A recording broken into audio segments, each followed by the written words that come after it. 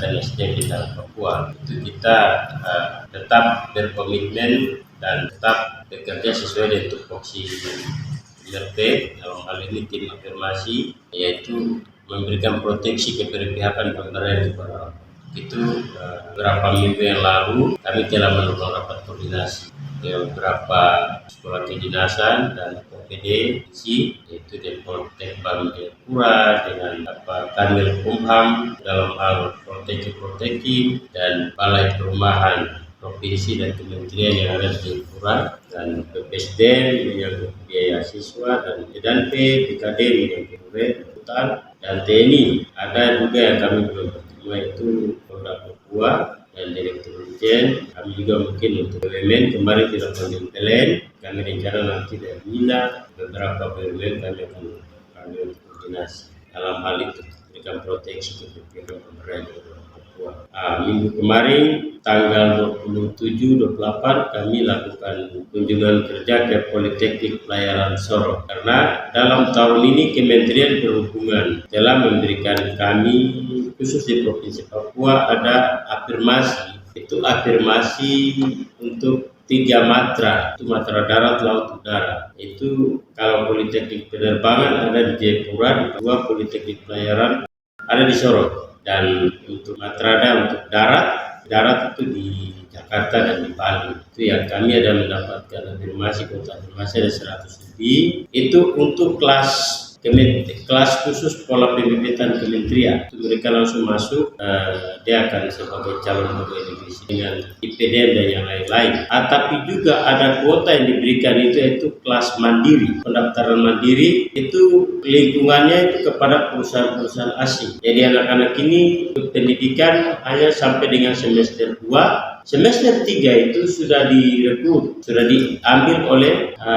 perusahaan-perusahaan asing untuk mereka siap digunakan untuk bekerja di perusahaan asing, biar mungkin tinggal di Singapura, di China, di Thailand dan sebagainya. Dan anak-anak ini akan ambil kapal-kapal keluar. Nah, itu yang dalam hal ini ya kuota kami terbatas di kementerian, pola pembibitan kementerian. Kami mau kalau boleh anak-anak ini jangan hanya berharap di ASN. Kalau bisa mereka bisa juga punya motivasi tersendiri untuk bisa masuk di kuota mandiri. Karena mandiri juga punya lapangan kerja, tapi dia di swasta. Kalau lihat di kebutuhan ekonomi, malah mandiri yang punya pendapatannya lebih besar karena dia kerja di perusahaan swasta. Jadi kami kemarin sempat berdiskusi dengan Direktur Poltek Sorong, dan kalau di mandiri kuotanya tidak terbatas, saya bisa dapat 4-5 kelas.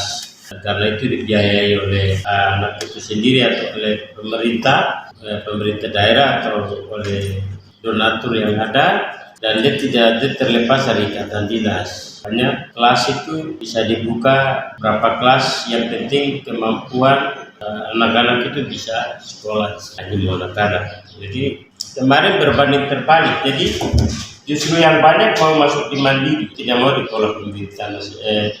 Kita lihat ya, puji Tuhan kita masih berikan kelas khusus lagi jadi mungkin kita besok ini tindak lanjuti dari tim afirmasi akan melapor ke lembaga, dalam hal ini minta masukan dari pimpinan lembaga untuk tindak lanjuti kelas dibuka di Poltekpel, agar anak-anak kita mungkin tidak berhasil di PDN, tidak berhasil di beberapa sekolah kedinasan yang mereka ada tes, mereka akan ada tempat, ada peluang untuk mereka bisa masuk. Bukan berarti Poltekpel ini buangan, tidak. Tapi karena kuota kita terbatas, di PDN ini cuma 1 kabupaten 3. Sedangkan yang daftar ini lebih dari 3, sampai ratusan orang, masuk puluhan orang lah per kabupaten. Nah kalau cuma sampai ranking 1 sampai 3, sisanya mau kemana? Untuk itu ya kita tawarkan kepada, kita punya ada sekolah juga kedinasan, tapi di perhubungan memang kuota kedinasannya sudah selesai, cuma ada kuota susah, yaitu 12 kelas mandiri. Kita mudah-mudahan besok kita bisa sampaikan ke orang tua, agar kalau anak yang tidak sempat tercover atau masuk di pola pembibitan kementerian ASN, ya dia bisa masuk ke mandiri. Biayanya juga tidak terlalu besar, 1 semester cuma 1.500.000, ya semester 2, semester 3 dia sudah dibiayai. Karena kalau 1.500.000 termasuk asrama makan minum, ini yang Kita turun kemarin dan sangat luar biasa Kotepel yang kampusnya sudah bagus, fasilitasnya juga semua sudah lengkap. Dia sampai punya kapal latih. Kapal latih itu seperti Sabuk Kapan satu besar. Kita sampai di sana lihat. Hari Sabtunya tuh kita turun ke tempat-tempat di mana mereka berlayar dengan mahasiswa. Jadi Taruna ini mereka kalau sudah semester sudah siap, mereka langsung dikasih berlayar. Dan hari Sabtu kita langsung turun ke tempat-tempat. Mereka lakukan pelayaran atau latih anak-anak Taruna yang terlatih dalam mengemudi. Jurusannya juga ada nautika, ada permesinan, ada manajemen pelabuhan. Jadi tinggal anak-anak pilih mana yang. Yang jelas komitmen kita bahwa Papua hanya bisa dibangun dengan itu yang saya sering bilang bahwa saya teringat pada salah satu tokoh dunia yaitu Pak dari Afrika ini Nelson Mandela. Itu beliau sampaikan begini, senjata yang ditakuti dunia dan sangat mematikan yang ditakuti dunia itu pendidikan. Karena dengan adanya pendidikan kita dapat merubah dunia. Jadi saat ini kekuatan dunia ini bukan ada pada ini, tapi ada pada pendidikan. Nah, begitu pula kita di Papua. Kalau kita mau bicara keberhasilan Papua, kekuatan kita tuh harus kita betul-betul ada pada pendidikan. Karena dengan adanya pendidikan diperkuat, maka apa yang kita impikan, apa yang kita cita-citakan akan terjadi karena dijawab oleh pendidikan, oleh SDM kita yang unggul, SDM kita yang siap. Jadi sering saya katakan bahwa kepala-kepala daerah, pemimpin di Papua ini harus memperhatikan pendidikan karena pendidikan itu dapat menjawab segala sesuatu yang kita ingin. Itu pendidikan. Papua kita bisa bangun hanya dengan pendidikan karena aset terbesar kita di Papua adalah SDM. Ya toh? Kita mau bicara dengan kitab kekayaan alam, laut, kitab kekayaan alam di hutan maupun di tanah. Dengan adanya apa? Dengan pendidikan kita dapat mengelola itu. Pulangkan anak-anak untuk ambil jurusan pertambangan, ambil jurusan betul-betul sesuai dengan potensi daerah itu. Ya toh. Misalnya kalau daerah itu dia potensinya mangrove atau sawit, pulangkan anak-anak untuk spesialis pakar di punya sumber daya alam. Kalau sagu ya itu khusus. Nah, kalau memang kau pakai kelautan di lautnya banyak, kasih masukkan anak banyak di perikanan laut. Kalau dia kasih perikanan darat, jadi potensi-potensi alam yang ada di kabupaten itu hanya bisa dijawab itu dengan adanya pendidikan yang baik. Ya toh? Karena itu kalau berpendidikan dengan layak, baik, saya yakin dia bisa menjawab kebutuhan itu. Mungkin kita sekarang lihat laut ini bagaimana, tapi kita tidak tahu di dalam laut itu ada sekian banyak jawaban begitu. Tapi siapa yang belajar kita? Kita lihat kita hutan mangrove yang terhampar sekian ratus hektar. Kita hanya nonton, masyarakat hanya pakai bawa-bawa. Tapi kita tahu bahwa mangrove itu surga ekosistem. Siapa yang bisa belajar tentang manfaat dari mangrove itu?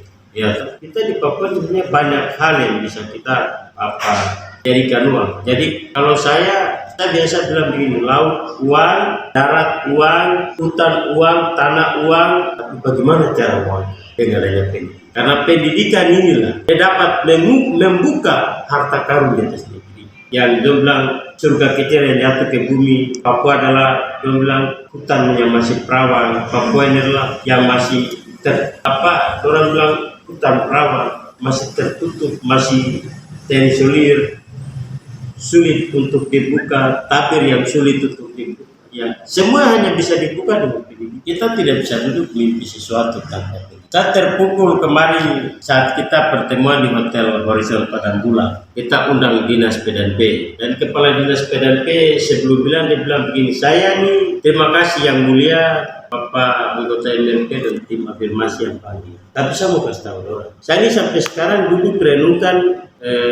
Saya pikir bahwa kita pendidikan ini salah didik orang. Dia bilang kita pendidikan ini salah didik orang. Jadi sampai sekarang perhatian pemerintah terhadap pendidikan ini sangat kecil. Walaupun sudah diprioritaskan di negara ini, baik di APBD, APBN maupun sampai dana otsus 30% itu pendidikan. Dan 30% pendidikan, 15% kesehatan yang lainnya. Tapi yang terjadi beda, tidak sesuai. Dinas P&P provinsi sampai sekarang ini sulit kesulitan uang. Mereka sulit. Guru-guru saja banyak berangkat tanpa SPPD.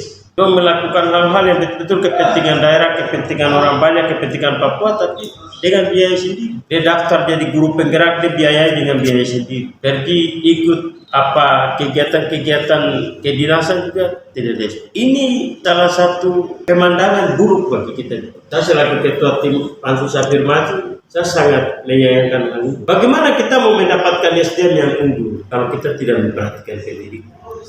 Ya, bagaimana kita bisa menjawab visi misi Bapak Gubernur dan Wakil yang generasi emas Papua, menciptakan Papua yang bangkit, mandiri dan sejahtera. Sedangkan dia punya utama, orang bilang tiang utama yang membangun itu, yang menghidupkan itu kan pendidikan. Pendidikan saya sudah tidak diperhatikan. Bagaimana kita mau menjawab semua ini? Jadi kalau saya lebih baik pemerintah khusus provinsi maupun pemerintah daerah, kepala-kepala daerah yang pengambil keputusan, mari perhatikan pendidikan. Perhatikan pendidikan dengan baik. Karena apa? Dengan adanya pendidikan kita dapat membangun Papua. Dari segi apa saja kita bisa dapat membangun Papua.